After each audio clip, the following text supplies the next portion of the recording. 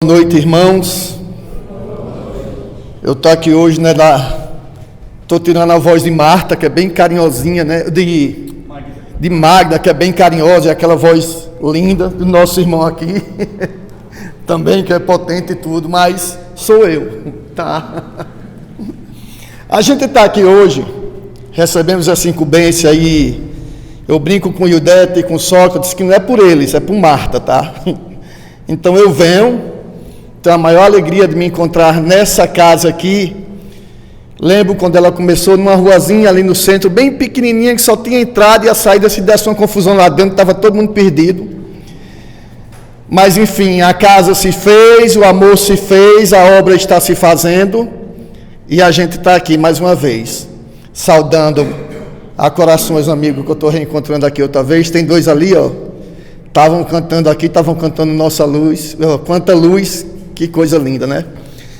Mas a campanha da FEB, da Federação Espírita Brasileira, no mês de setembro, quando todo mundo se prepara para lutar contra o suicídio, contra todos esses problemas que levam à prática do suicídio, que é tão comum na nossa sociedade, ela escolhe um dia para falar sobre as drogas, né?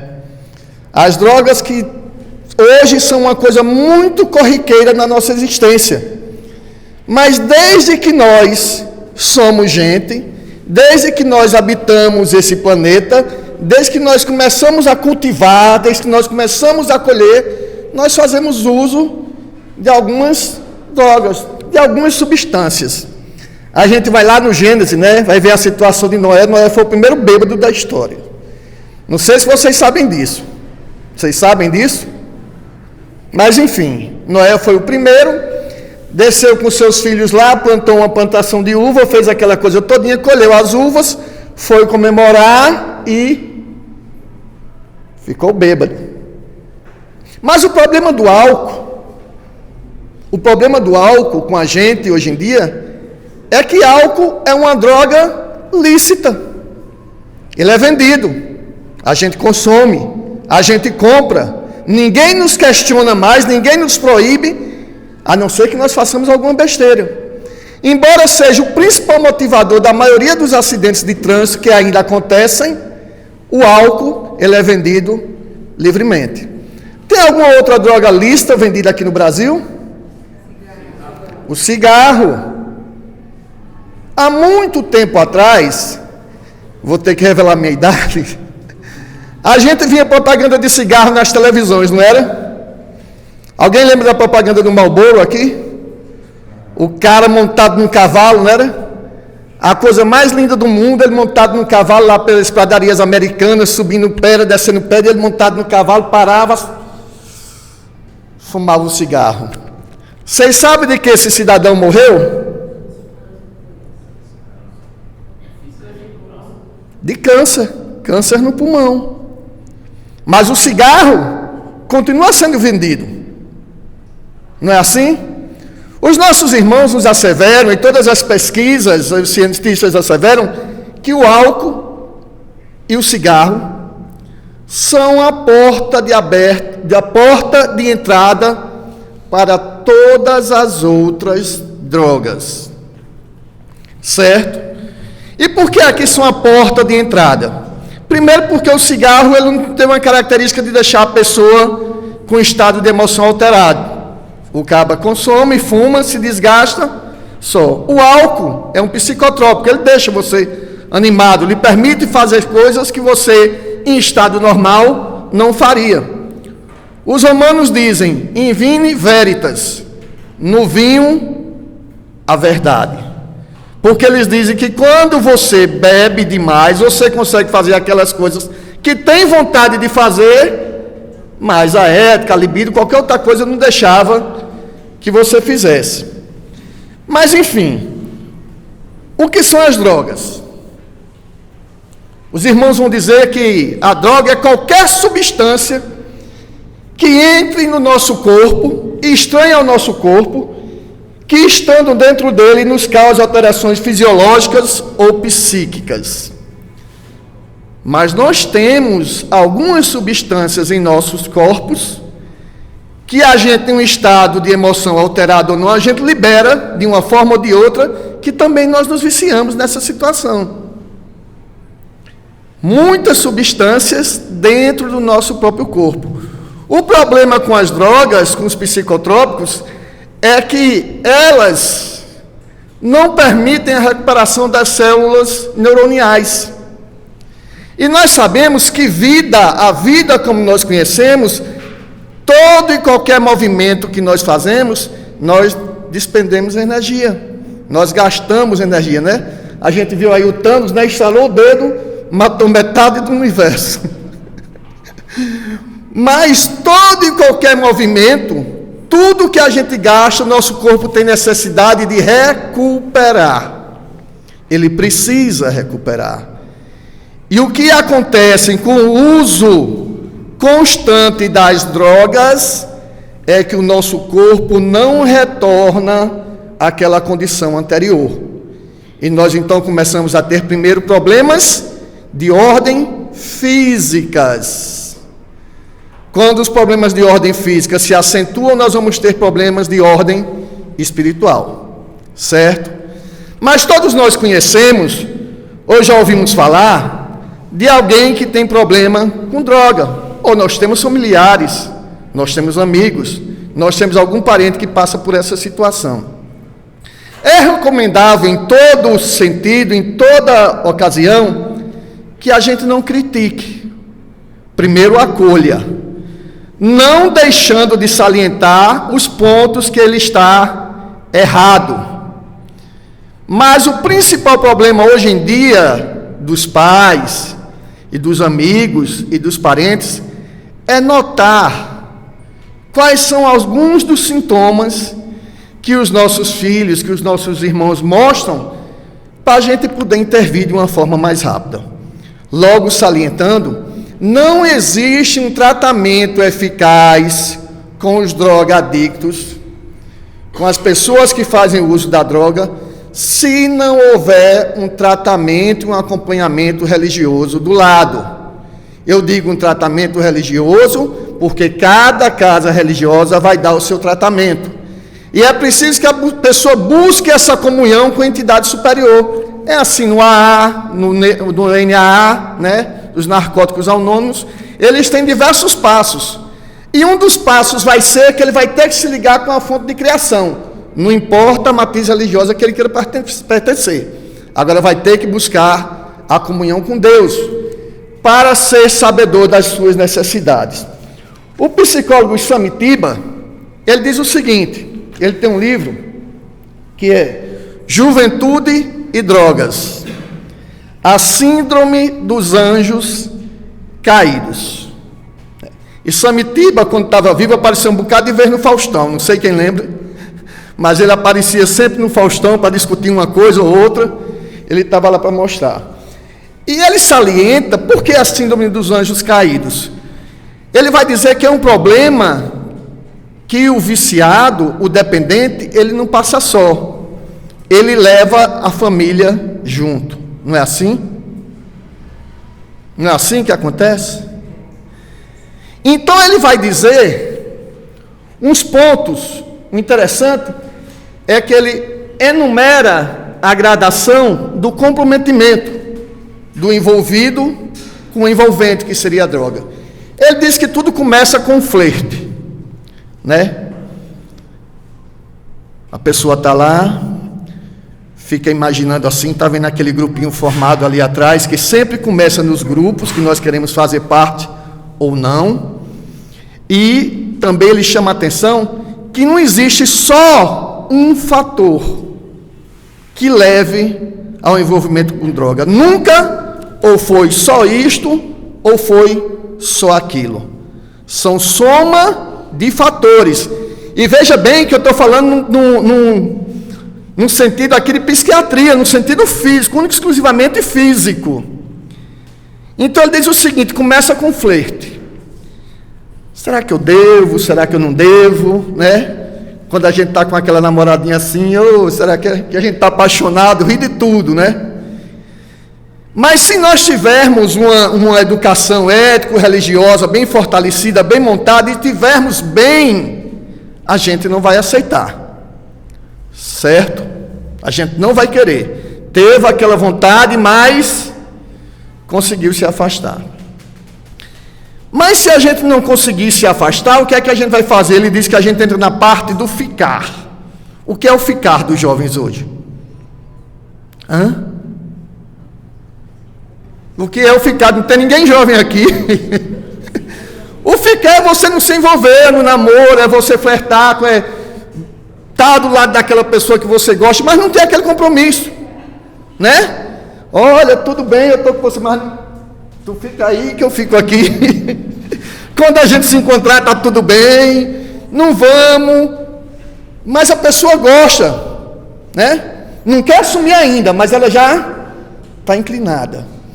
E esse ficar vai se tornando mais constante. Como é que começa a primeira vez? Está numa festa lá, todo mundo está dançando, aquela coisa todinha, e ele está aqui, ó, acanhadinho, né? Assim que se representam, que representam a situação. Aí chega alguém e diz assim: ei, fulaninho, vem cá, tem um negócio aqui para tu, vamos aqui, ó. Ô, velho. A primeira sempre é de graça, não é assim? A primeira sempre é de graça. Aí o cara foi lá, fumou um cigarrinho de maconha, ficou bom, chegou lá, dançou, brincou. Poxa, foi legal mesmo. Isso aí não vai me pegar nunca mesmo, é levezinho essa situação. Depois, outro mês vai, depois já é uma semana, vai ficando constante. Aí quando fica constante, que ele não consegue mais se afastar, aí Samitiba diz que vira namoro. Aí o namoro é o quê? Já quer ver todo dia. Depois de ver todo dia, de usar todo dia, de se prejudicar todo dia, vira noivado. Quer dizer, já tem um compromisso. E o interessante é que ele termina toda essa graduação, ele fala assim: termina no casamento obsessivo. Podia ser simplesmente um casamento, né? Mas ele diz: é um casamento obsessivo, onde é a dependência total. Tudo que a pessoa faz, já faz por causa da droga. Ela se envolve de tal forma que rouba as coisas de casa para poder vender, que começa a brigar com os parentes o tempo todo, arruma confusão, se esconde de todo mundo, deixa de estudar, deixa de fazer muitas coisas que lhe davam alegria, porque para ele não tem sentido. Então ele diz que esse casamento obsessivo é a parte final da dependência. Mas como é que essa situação ficou tão constante hoje em dia? Por que essa coisa está tão descarada, né? Tão à frente, como a gente vê, como as pessoas dizem? Por que está tão comum a gente encontrar essa situação? Aí a gente vai ver a vida que nós estamos levando.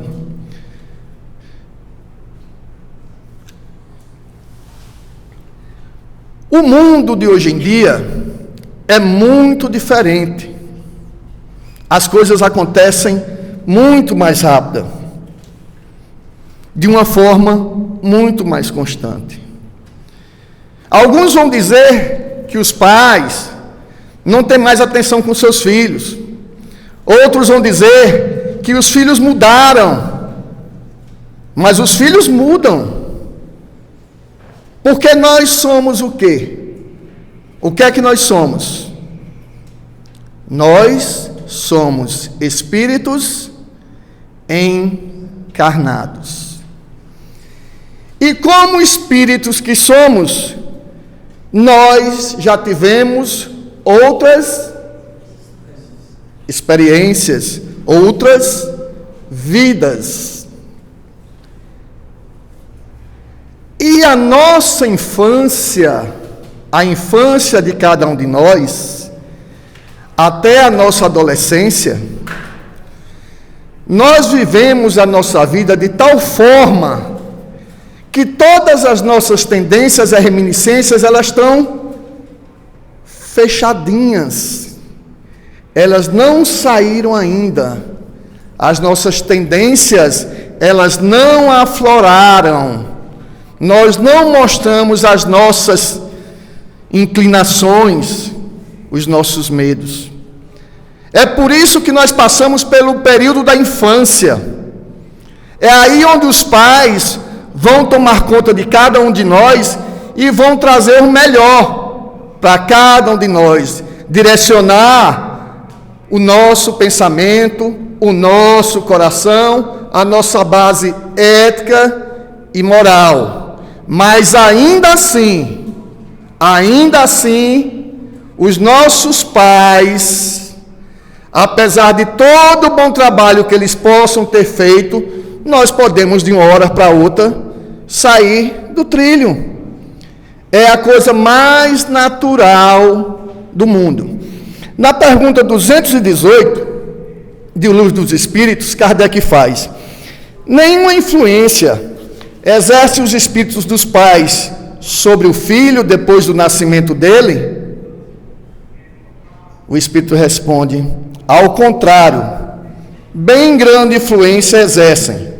Conforme já dissemos, os espíritos têm que contribuir para o progresso uns dos outros. Pois bem, os espíritos dos pais têm por missão desenvolver os de seus filhos pela educação. Isso constitui-lhes uma tarefa.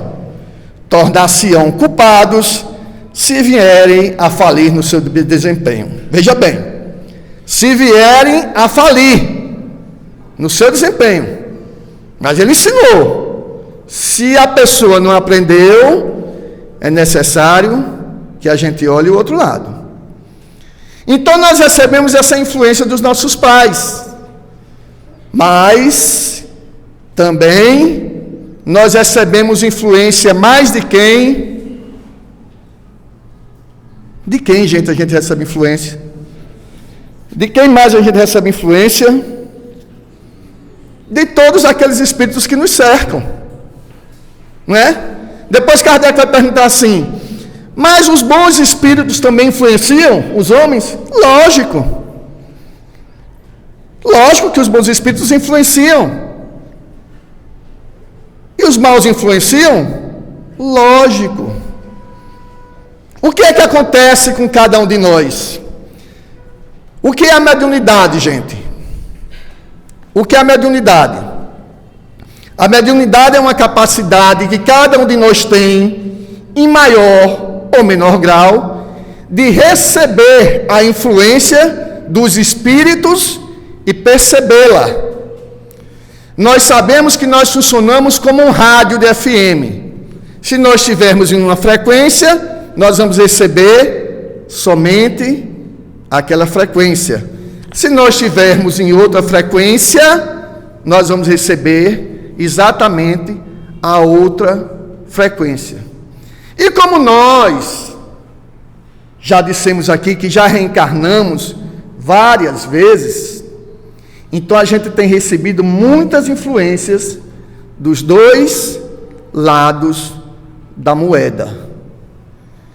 E assim temos vivido nossas variadas reencarnações. Somos melhores hoje? Espero que sim.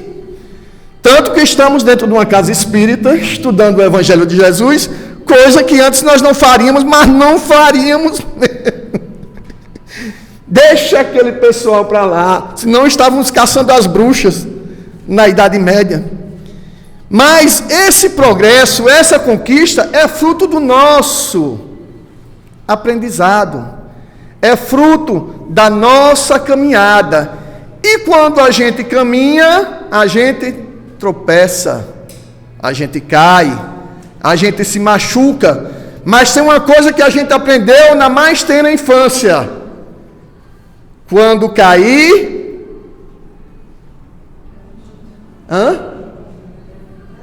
se levante. Ou então vamos fazer o samba, né? Levanta, sacode a poeira e dá a volta por cima. Só não pare, negão, só não pare, porque nós somos fadados ao progresso. Nós estamos aqui para evoluir, para crescer. Ainda assim, os irmãos asseveram, os psicólogos asseveram, que tem uma dificuldade muito grande dos pais hoje, em traçarem limites para os seus filhos. Tem, mas é uma demanda da nossa própria sociedade. Hoje alguns pais dizem assim: meu filho não sai da internet, não é verdade? Quem tem aqui um filho que não sai da internet? Quem é que paga a internet?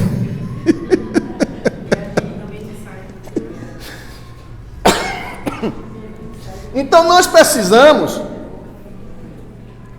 traçar os limites, porque é necessário que os nossos filhos desenvolvam o sentido da frustração necessária.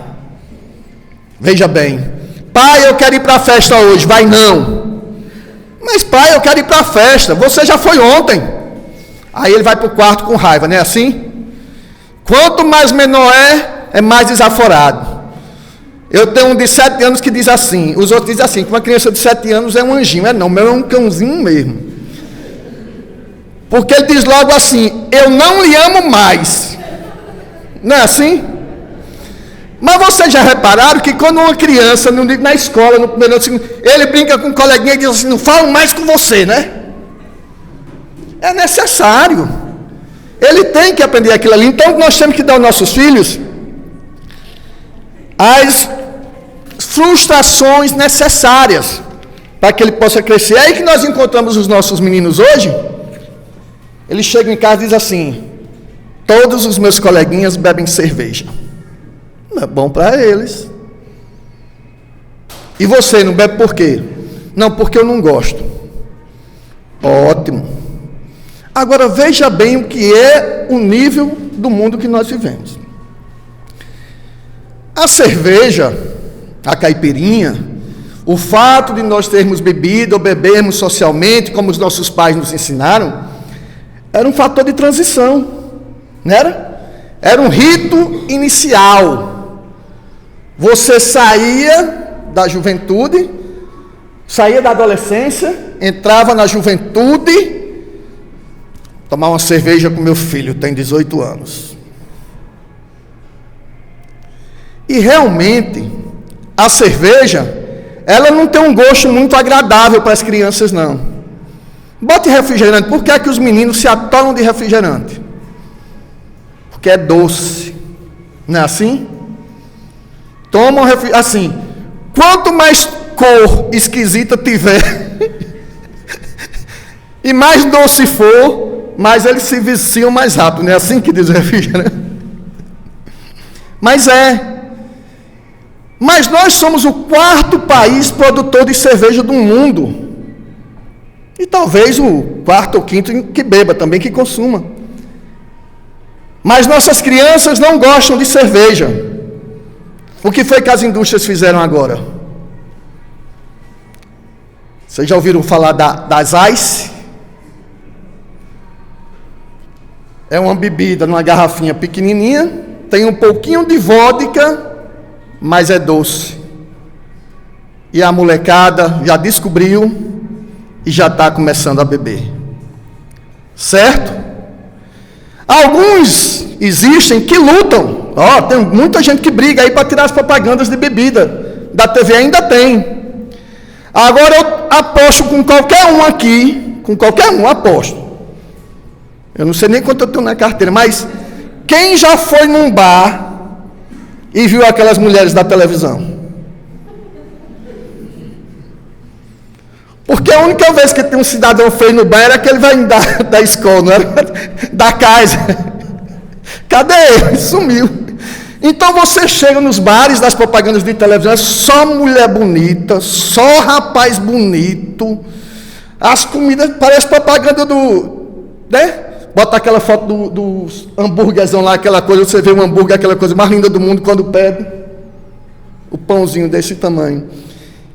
Então, eles estão prontos para isso. Eles vão vender. Eles vão usar os atrativos para vender. O mundo moderno tem trazido muita dificuldade para a gente, porque acontece o seguinte: aqui como eu, Albertina, Érica, Raimundo ali, todo mundo aqui, quem já recebeu uma carta? Mas uma carta. Quem já escreveu uma carta para a pessoa, para qualquer um amigo que morasse longe, né? Aí você mandava a carta, aí dizia assim, me responde, né?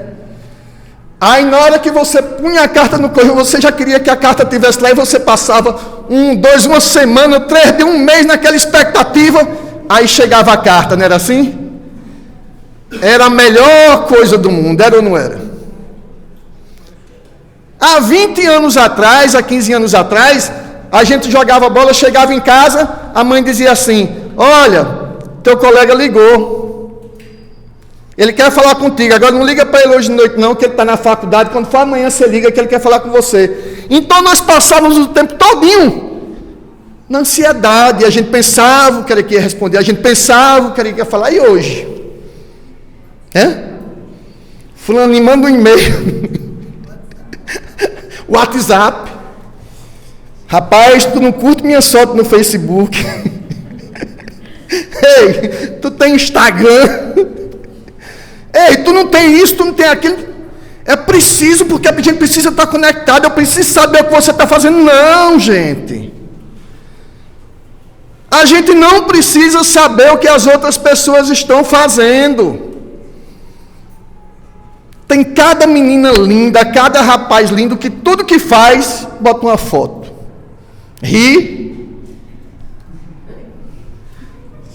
Você chega nos lugares, chega no cinema, está lá o filme de Divaldo, deve ter um bocado de espírito lá tirando foto para a tela aqui, ó, estou no filme. Então a gente tem vivido dessa forma. A gente não tem permitido digerir toda a situação. Aliás, tem uma coisa fantástica no livro do padre Fábio de Mello, o livro Orfandades. No livro Orfandades, ele conta uma história, que uma menina começou a se corresponder com um rapaz que trabalhava em Angola. E ela começou a se corresponder com o rapaz e falava aquela coisa, e se prometeram um ao outro, juraram vida eterna, juraram amor, juraram essa coisa todinha, e era aquela coisa idílica, aquela coisa maravilhosa, e ela esperava ansiosamente por ele. No dia que ele chegou, o encanto acabou. Porque ela fantasiou tanto, ela vivenciou tanto uma coisa, era idílico, era platônico, mas ela vivenciava aquela situação. Nós, infelizmente, deixamos de vivenciar isso. Assim como quando nós comemos uma buchada, uma feijoada, um sarapatel, a gente precisa de um tempo para digerir, e o nosso organismo receber as energias, se é que a gente pode receber alguma energia boa dessa situação, o que é que acontece? O nosso espírito também precisa vivenciar isso. E ele não vivencia. Ele não vivencia mais. Então o que acontece? Hoje nós temos que dar respostas muito rápidas.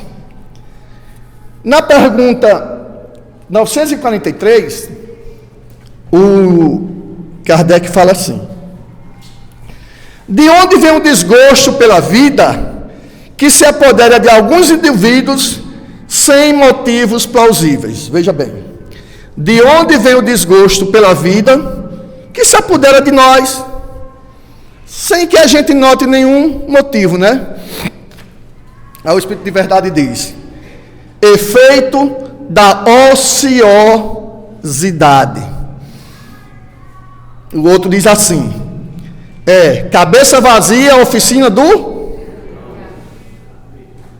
Tem que falar, para mostrar que não tem medo dele. Tem que falar. Quando cai, a gente não foi criado assim? Se a gente estava com um pedaço de pão na mão, né, cheio de manteiga, o pão só cai no chão com o lado da manteiga para o chão, né? A nossa avó dizia: pega, para quê?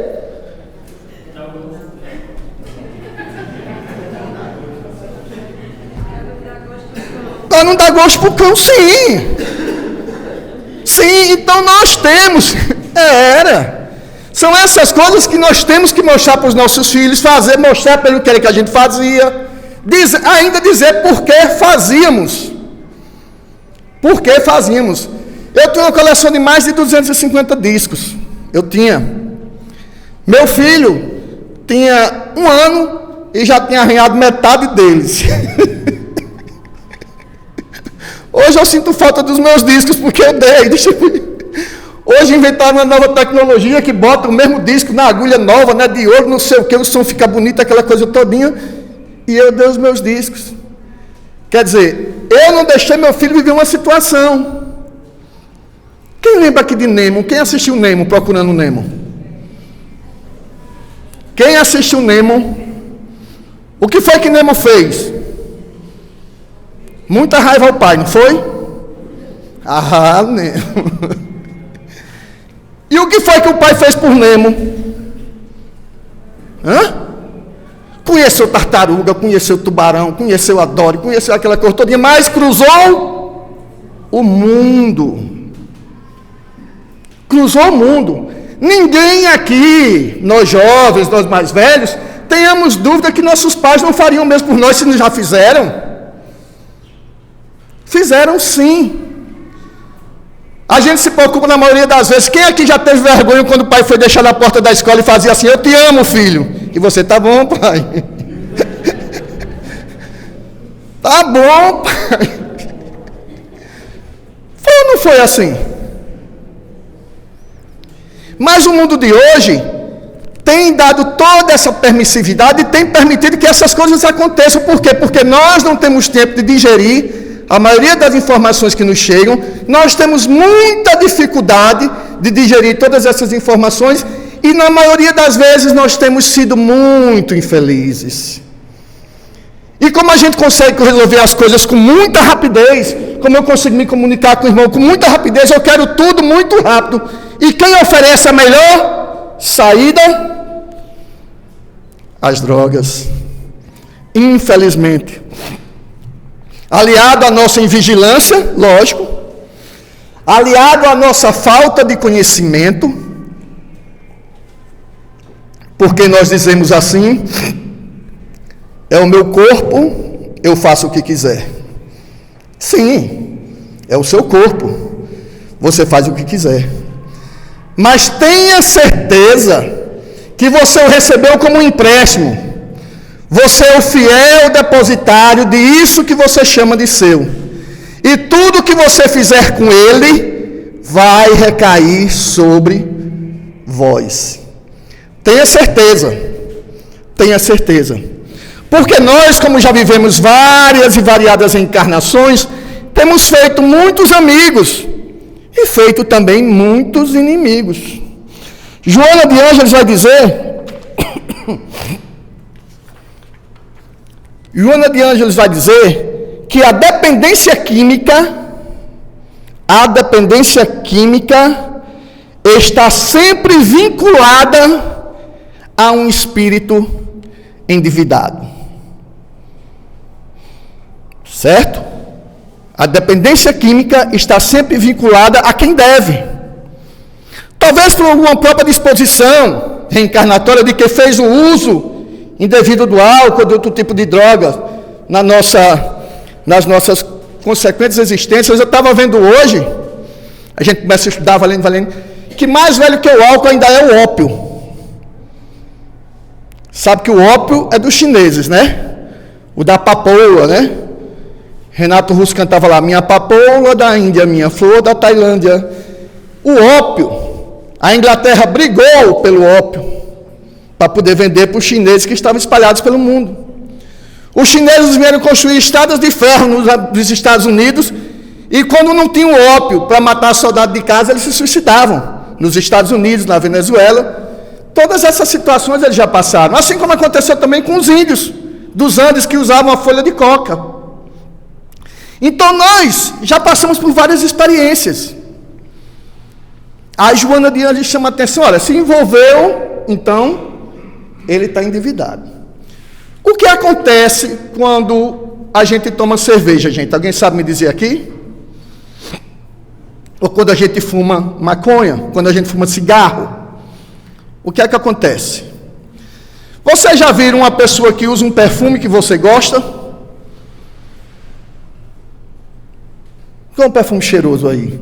Um perfume bom? De mulher, para nós encostar e cheirar. Ou de homem, para as mulheres encostarem e cheirar. Eu particularmente sou louco por alfazema. Eu digo, sou eu e Iemanjá. Porque eu adoro alfazema. Mas quando o perfume é bom, quando o cheiro é bom, a gente fica agradável do lado da pessoa, né? A gente fica ali sossegadinho, o ônibus está lotado, tem aquela pessoa que cheira melhor, a gente encosta. Quando o perfume não presta, a gente se afasta naturalmente. Quando nós não gostamos, né? Porque aí vai do gosto de cada um. Mas o que acontece com cada um de nós quando nós ingerimos essa situação é que nós como que transpiramos, a coisa se evapora. Quando ela se evapora, tem alguém aqui do lado que está absorvendo. Há algumas denominações que têm prática mediúnica, onde o médium faz ingestão de bebida alcoólica. Vocês sabem disso. E vocês sabem também que há vários estudos que demonstram que o cara ou a menina passa não sei quantas horas lá trabalhando, eles tiram o teor de álcool no sangue dela é zero, ou dele é zero, e acaba o serviço, eles coletam o sangue de novo e o teor de álcool no sangue é zero. Quer dizer, foi completamente absorvido pelas entidades. Tá? Isso é fato. Quando a pessoa fuma, acontece a mesma coisa. Ramatiz diz que o alcoólatra, ele é um caneco das entidades. André Luiz diz que o encarnado é o copo do desencarnado. Mas companheiros nossos da espiritualidade asseveram que para cada um obsidiado, viciado e dependente de drogas, existem 15 espíritos ao redor, vivenciando toda aquela situação. Quando nós dizemos que o maior problema nosso ainda é a desinformação, tem grandes grupos, grandes casas de tratamento de pessoas viciadas no álcool, principalmente de álcool, que eles fazem livros clipping. Vocês sabem o que é livro clipping? Eles pegam um pedaço de um livro, colocam essas coisas todinho. E estão citando hoje muitas obras espíritas para mostrar às pessoas o que é que vai acontecer, porque só a perspectiva do cidadão continuar encarnado já não está dando certo.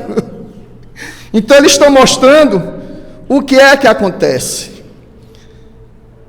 Mas enfim, o meu corpo, minhas regras, eu tenho um livre-arbítrio. Nós temos, sim, o livre-arbítrio. Kardec pergunta: os espíritos influem sobre os nossos pensamentos e em nossas ações?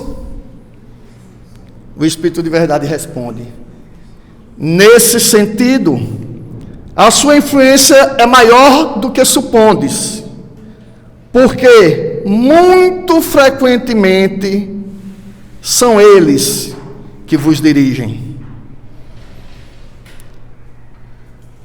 Lá na frente, no próprio Livro dos Espíritos, aí Kardec pergunta assim: como é que eu vou saber que a influência que eu estou recebendo é boa ou é ruim? O Espírito de Verdade: rapaz, se ele te disser para fazer alguma coisa boa, então a influência é boa. Agora, se ele te disser para fazer alguma coisa errada, a influência não vai ser das melhores.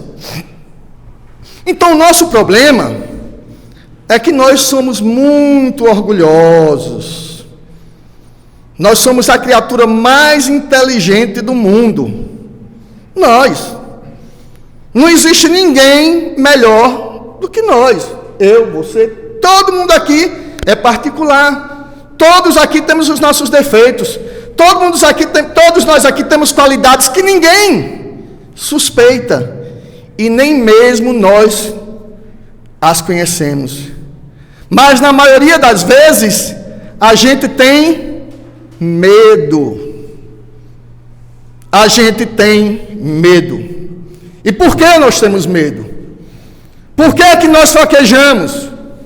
Por que é que nós deixamos de acreditar? Por que nós deixamos de ajudar? Por que nós deixamos de servir? Por que nós nos escondemos daquilo que nós podemos ser? Por quê? Por que é que os anjos têm inveja de nós? Porque nós podemos escolher. Nós todos somos fadados ao sucesso. Olha, os anjos têm inveja de nós, é figura, tá? Porque os anjos não escolhem. Eles são deterministas. Nós podemos escolher, tá? Uma figura. Não vai ninguém. Porque nós podemos escolher. Nós podemos definir hoje o que é que nós vamos fazer. Jesus conta que um pai tinha 2 filhos. E o pai passou por determinada situação, ficou com medo de morrer, chamou seus 2 filhos e disse o seguinte: toma aqui a parte que te cabe na minha herança e toma aqui a parte que te cabe na tua herança. Agora vocês façam o que quiserem. Aí um pegou a parte da herança dele, ganhou o mundo, foi embora, gastou tudo que o pai tinha lhe dado.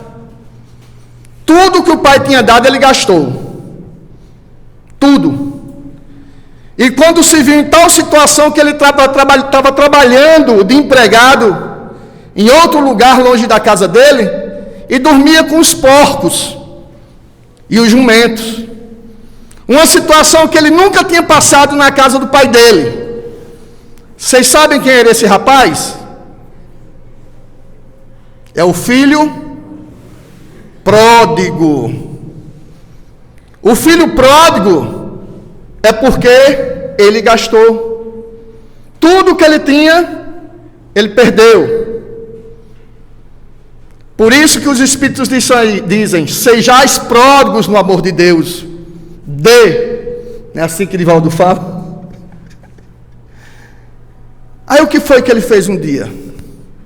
Acordou, viu tudo o que estava fazendo, pensou em tudo o que já tinha feito e disse: eu vou voltar para a casa do meu pai. Empreendeu todo o caminho de volta, botou o orgulho na sacola, botou o medo na sacola, botou todas as coisas e voltou para a casa do pai. O que foi que aconteceu quando ele chegou lá?